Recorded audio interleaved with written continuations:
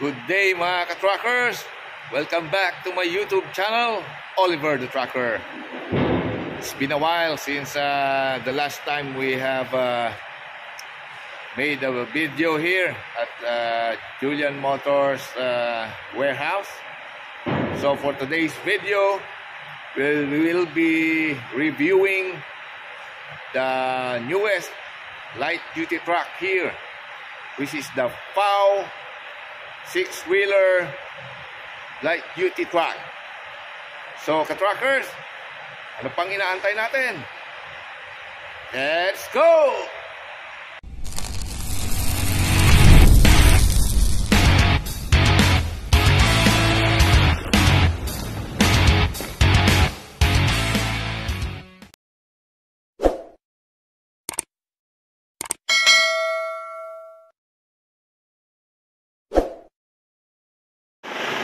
Truckers, this is the FAW 4x2 light-duty truck. This model is called the Tiger BH 4x2 cab and chassis. This truck has multiple usage, which means that because originally this is a cab and chassis truck when it arrived from FAW factory, China. So this truck can be used in a multi-purpose usage. Like for example, our trucker can make drop side body for cargo purposes. They can also use this or install the body which is the closed band type, like or aluminum band or wing band. So that's number two. For our frozen foods suppliers, they can also make a refrigerated band out of this cab and chassis. And also for our local government units, they can also make a special purpose body for this drop side, which is the rescue truck or mass transport truck. Alright, let's take a look at the engine and transmission. By the way, this is powered by Yuchai engine, 4-cylinder, 130 horsepower, Euro 4. So this is an environmental friendly engine, and the transmission is here, manual. This is a manual transmission light duty truck. All right, and let's take a look at the tires. This is a 6-stud wheel, no? And loaded with advanced tires, radial tires 750 R16. Solid mga ka-truckers. Ang gulong pa lang nito panalo na. Alright, and then the front suspension is already lip spring type. Okay, yan, malalaki. Let's take a look at the rear suspension. This is a double lip spring suspension type here. So medyo heavy duty, light duty truck pero heavy duty yung pang ilalim niya. So ayan, with the spare tire, and then this is the rear view. Ayan, kita nyo mga ka-truckers, hindi tayo malulugi dito pagka itong kinuha natin na FAW Tiger BH. This is 14 feet. We have also a variant of 11 or 12 feet. So let's take a look at the inside cabin para makita natin yung kanyang design sa loob. Truckers, dito tayo sa front cabin ng Tiger BH 4x2 cargo truck ng FAW. Yan, kita nyo yung set ng kanyang side mirror. Kompleto siya, meron siyang pinaka main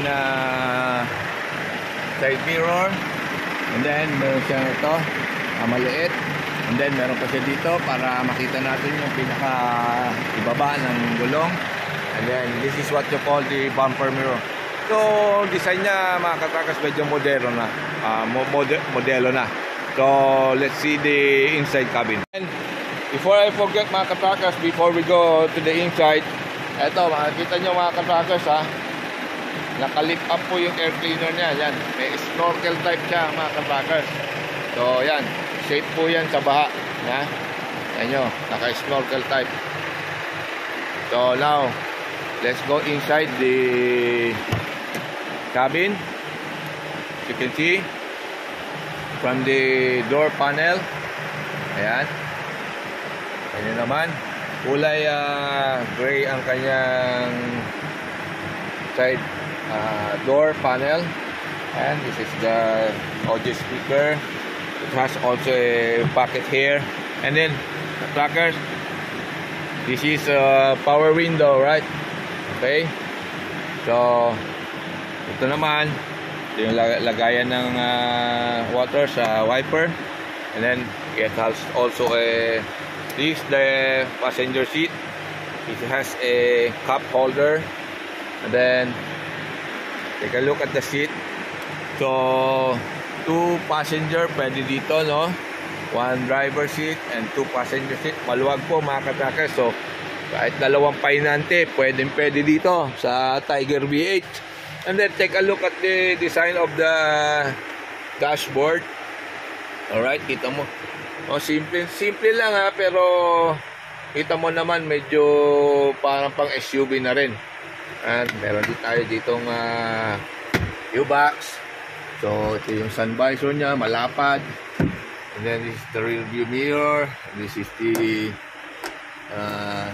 light, cabin light. And then here you can see the aircon blowers. Yan. So pwede adjustable ha. Maganda yung design ng medyo vertical. May adjuster. Yan. Ito naman kabilog. And then here, ito medyo bago to. Meron tatong open na mga utility box ha. Para sa mga papel, mga resibo, mga coins, alright? So dito sa niya, sa passenger seat, maluwag mga katrackers. Ayan halos sa kalahating dangkal pa. And then yung paa ay stretch mo, very comfortable para sa passenger, no? And then let's see ito na yung air condition system niya. Ito yung mga switch, no? And then ito naman yung kanyang audio, no? Kanyang stereo. Alright? So ito, pwede rin siyang saksakan ng USB, no? Ayan. Ito mga katrackers ha, USB, cellphone, alright. Ayan, maganda. And then meron din siyang cigarette lighter. Okay. Then this is the hazard. Adjust. Ang ganda nung niya ng high and low Dito na Okay. Wow. Bago to, bago. Alright. Tignan nyo, pag pinindot ko to, iliwanag yung dashboard. Wow. Okay, ang ganda. I'll take a look at the dashboard. Ayan mga katrackers ito yung kanyang speedometer. Then this is the odometer, fuel gauge, andyan na rin. This is the ito is the RPM, and then this is the battery charge gauge nya. So ayan mga katrackers Okay. So let's take a look at the steering wheel. Astig, ang bagong selyo ng FAW. Alright. Simple lang, masarap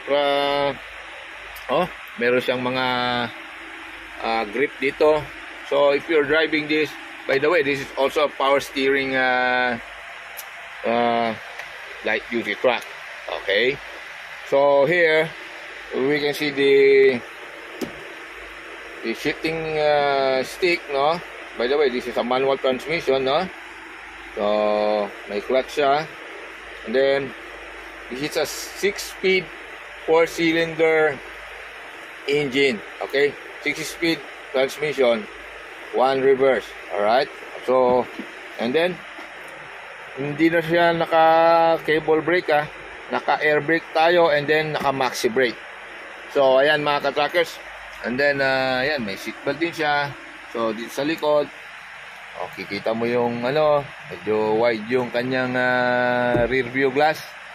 Okay, so far sa review natin mga ka-trackers, kung sa rate of 1 to 5, ISIS 5, I can rate this at least 5. Maganda ang loob ng cabin niya, quality, and then ayan yung mga bagong features. Alright ka-trackers, we have done reviewing the FAW Tiger VH 4x2 14 feet. So if you are interested with this unit, please don't hesitate to call us at 0916-686-5523 or 0918-363-0329. Alright ka-trackers, thanks for watching our video. So good luck to your business.